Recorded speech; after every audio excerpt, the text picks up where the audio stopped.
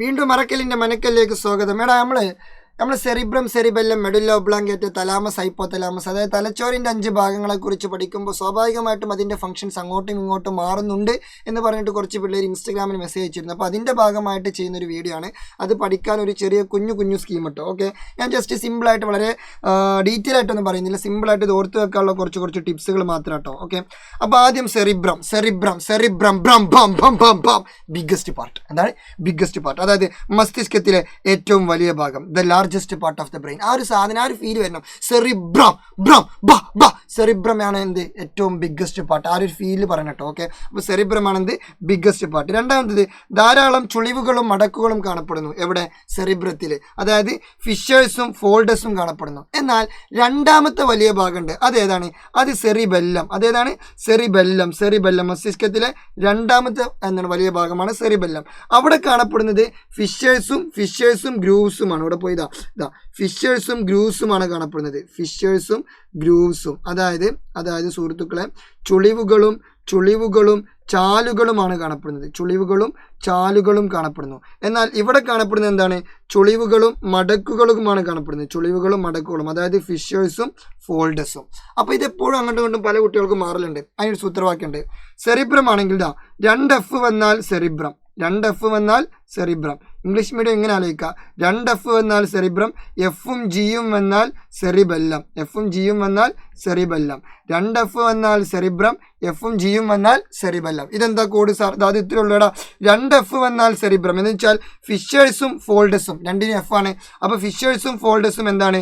Cerebrum. എന്നാൽ അങ്ങനെയാണെങ്കിൽ എഫും ജിയും വന്നാൽ സെറിബെല്ലം. ഓക്കെ, അപ്പോൾ ഇവിടെ ഫിഷേഴ്സും ഗ്രൂവ്സും, അതിന് ഫിഷേഴ്സിന് F ആണ്, ഗ്രൂവ്സിന് G ആണ്. അപ്പോൾ ഫിഷേഴ്സും ഗ്രൂവ്സും ആണെങ്കിൽ സെറിബെല്ലം. ഓക്കെ അല്ലേ? അത് ആ രീതിയിൽ ഓർത്ത് വെക്കുക. അപ്പോൾ 2 F വന്നാൽ സെറിബ്രം, എഫും ജിയും വന്നാൽ സെറിബെല്ലം. അപ്പോൾ ഫിഷേഴ്സും ഫോൾഡേഴ്സും സെറിബ്രത്തിൽ, ഫിഷേഴ്സും ഗ്രൂവ്സും സെറിബെല്ലത്തിൽ. മലയാളം ഇവിടെ എങ്ങനെ ഓർത്ത് വെക്കുക?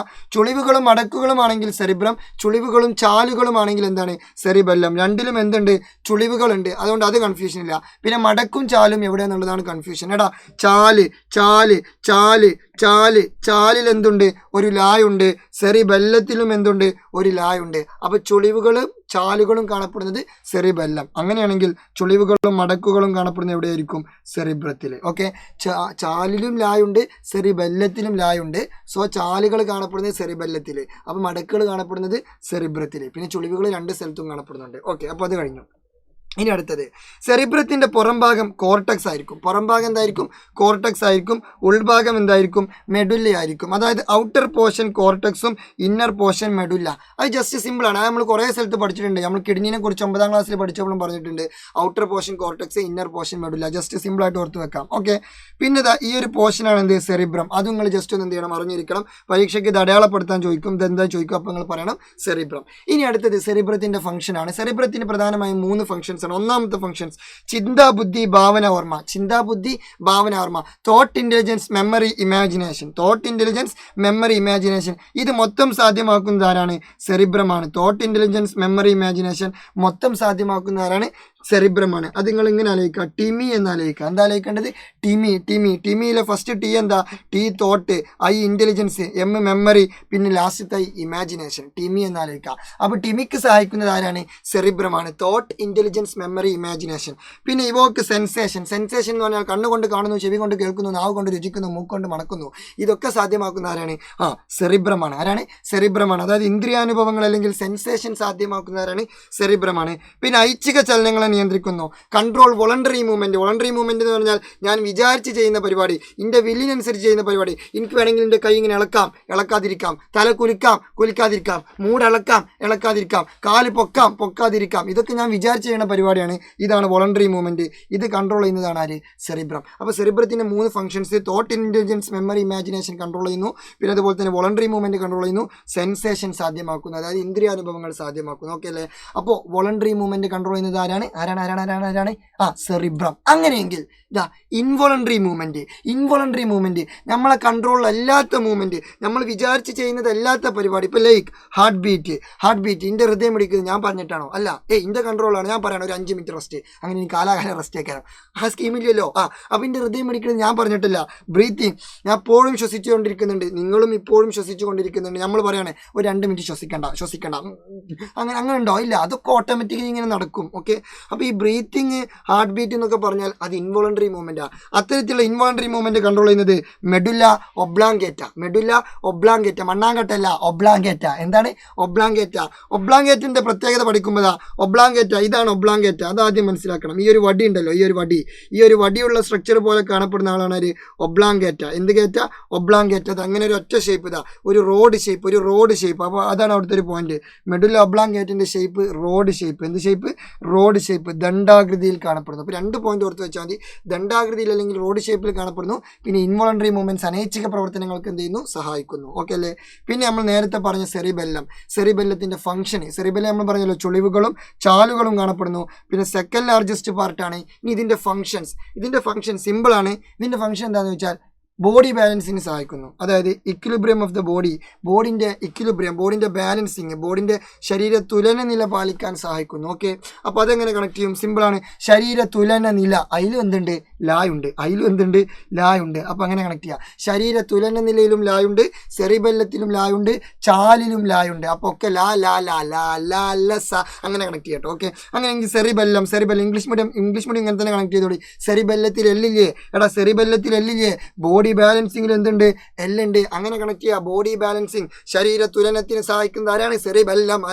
സെറിബെല്ലം. ഇനി ഇവിടുത്തെ ഒരു അപ്ലിക്കേഷൻ ലെവൽ ചോദ്യമുണ്ട്. അതായത് ഇപ്പോൾ ഫോർ എക്സാമ്പിൾ ഒരാൾ കള്ള് കുടിക്കുമ്പോൾ അയാളുടെ ബോഡി ബാലൻസ് നഷ്ടപ്പെടും. അപ്പോൾ കള്ള് കുടിക്കുമ്പോൾ അയാളുടെ ബോഡി ബാലൻസ് നഷ്ടപ്പെടണമെന്നുണ്ടെങ്കിൽ അയാളുടെ തലച്ചോറിന്റെ ഏത് ഭാഗത്തെയായിരിക്കും അത് ബാധിച്ചിട്ടുണ്ടാവുക? സിമ്പിളാണ്. ഏത് ഭാഗത്തേക്കും ബാധിച്ചിട്ടുണ്ടാവുക? സെറിബെല്ലത്തിനെ. കാരണം സെറിബെല്ലമാണ് ബോഡി ബാലൻസിങ്ങിന് സഹായിക്കുന്നത്. അയാളെ ബോഡി ബാലൻസിങ് താളം തെറ്റി എന്ന് പറഞ്ഞാൽ സെറിബെല്ലത്തിന് എന്തോ പ്രശ്നം പറ്റിയിട്ടുണ്ട്. അപ്പോൾ കള്ള് കുടിക്കുന്ന ആളുകളുടെ സെറിബെല്ലത്തെയാണ് എന്ത് ചെയ്യുക? അത് ഏറ്റവും ഭയങ്കര സീരിയസ് ആയിട്ട് ബാധിക്കുക. ഓക്കെ അല്ലേ? അതൊന്ന് ജസ്റ്റ് ഒന്ന് ഓർത്ത് വെക്കുക. പിന്നെ ഇവിടെ ഈ ചിത്രം തരും. ഈ ലൗച്ചിന്റെ ഷേപ്പിലുള്ള ഈ ഒരു ചിത്രം ഉണ്ടല്ലോ, ഒരു എലന്റെ ഒക്കെ ആകൃതി ഉണ്ട്, ലൗച്ചിഹ്നത്തിന്റെ ആകൃതി ഉണ്ട്. ഈ ഷേപ്പുള്ള ഈ സാധനമാണത് സെറിബെല്ലം. അതിലും എന്തുണ്ട്? എല്ലുണ്ട്. ഓക്കെ, ലൗച്ചിഹ്നത്തിലും എല്ലുണ്ട്. അങ്ങനെ കണക്ട് ചെയ്യാം. ഓക്കെ, അപ്പോൾ അത് കഴിഞ്ഞു. ഇനി അടുത്തത് തലാമസ്. എന്താണ്? തലാമസും ഹൈപ്പോ തലാമസും നമ്മൾക്ക് ഒപ്പം പഠിക്കാം. ഇത്രേ ഉള്ളൂ. അതായത് ഇവിടെയാണ് ആര് കാണപ്പെടുന്നത്? തലാമസ് കാണപ്പെടുന്നത്. അതിന് തൊട്ട് മുകളിലുള്ള ഈ ഒരു ഭാഗം ഉണ്ടല്ലോ, ഈ ഭാഗമാണ് ആര്? സെറിബ്രം. ആരാണ്? സെറിബ്രം. ആ സെറിബ്രത്തിന് താഴെയാണ് ആര് കാണപ്പെടുന്നത്? തലാമസ്. അപ്പോൾ ഒന്നാമത്തെ പോയിന്റ് അത് തന്നെ, സെറിബ്രത്തിനു താഴെയായി കാണപ്പെടുന്നു. Situated below the cerebrum. ആര്? തലാമസ്. ഓക്കെ, അപ്പോൾ സെറിബ്രത്തിന് താഴെയാണ് ആര് കാണപ്പെടുന്നത്? തലാമസ് കാണപ്പെടുന്നത്. ഇനി ഈ തലാമസിന് താഴെയാണ് ആര് കാണപ്പെടുന്നത്? ഹൈപ്പോ തലാമസ് കാണപ്പെടുന്നത്. ആര് കാണപ്പെടുന്നത്? Hypo thalamus. തലാമസിന് തൊട്ട് കാണപ്പെടുന്ന ആളാണ് ആര്? Hypo thalamus. Situated just below the thalamus. Okay, അപ്പോൾ ഓർക്കേണ്ട പോയിന്റ്, സെറിബ്രത്തിന് താഴെ തലാമസ്, തലാമസിന് താഴെ ഹൈപ്പോ തലാമസ്. ഓക്കെ, സെറിബ്രത്തിന് താഴെ തലാമസ്, തലാമസിന് താഴെ ഹൈപ്പോ തലാമസ്. ഓക്കെ, അപ്പോൾ ഹൈപ്പോ തലാമസിന്റെ പോയിന്റ് തലാമസിന് താഴെ, തലാമസിന്റെ പോയിന്റ് സെറിബ്രത്തിന് താഴെ. ഇനി ഇതിന്റെ ഫംഗ്ഷൻസ് ആണ്. ഫംഗ്ഷൻസ് വളരെ സിമ്പിൾ ആണ്. തലാമസിന്റെ ഫംഗ്ഷൻസ് റിലേ സ്റ്റേഷനായിട്ട് ആക്ട് ചെയ്യുന്നു. ഇവിടെ പോയി റെയിൽവേ സ്റ്റേഷൻ അല്ല, റിലേ സ്റ്റേഷൻ. തലാമസിന്റെ ഫംഗ്ഷൻസ് റിലേ സ്റ്റേഷനായിട്ട് ആക്ട് ചെയ്യുന്നു. എന്ത് സ്റ്റേഷൻ? Relay station. ഓക്കെ, അതായത് ആവേഗ പുനഃപ്രസരണ കേന്ദ്രം. അത് ഓർത്ത് വെക്കാൻ എൻ്റെ അടുത്തൊരു ഐഡിയ ഉണ്ട്. അതായത് ഇപ്പോൾ ഫോർ എക്സാമ്പിൾ ഇപ്പോൾ ഒരു തലക്കൊരു അടിയാണ് കിട്ടിയെന്ന് വിചാരിച്ചോട്ടെ, അയ്യോ റിലേണ് പോകും. തലക്കൊരു അടിയാണ് കിട്ടിയ റിലേ പോകൂലേ? തലക്ക് ദമ്മിലൊരു അടിയാണ് കിട്ടിയ റിലേ പോകും. അപ്പോൾ തലാമസ് റിലേ സ്റ്റേഷൻ. തലക്കൊരു അടി കിട്ടിയാൽ റിലേ പോകും. അപ്പോൾ തലാമസ് റിലേ സ്റ്റേഷൻ. അത്രേ ഉള്ളൂ, കിട്ടി, കഴിഞ്ഞു. എന്നാൽ ഇനി മലയാളം മീഡിയം ഇങ്ങനെ ആവേഗ പുനഃപ്രസരണ കേന്ദ്രം തലാമസ്. അതെങ്ങനെ കണക്ട് ചെയ്യും? സിമ്പിളാണ്, പേടിക്കണ്ട. പുനഃപ്രസരണം എന്നൊക്കെ പറയുമ്പോൾ അവിടെ എന്തുണ്ട്? പ്രസവം.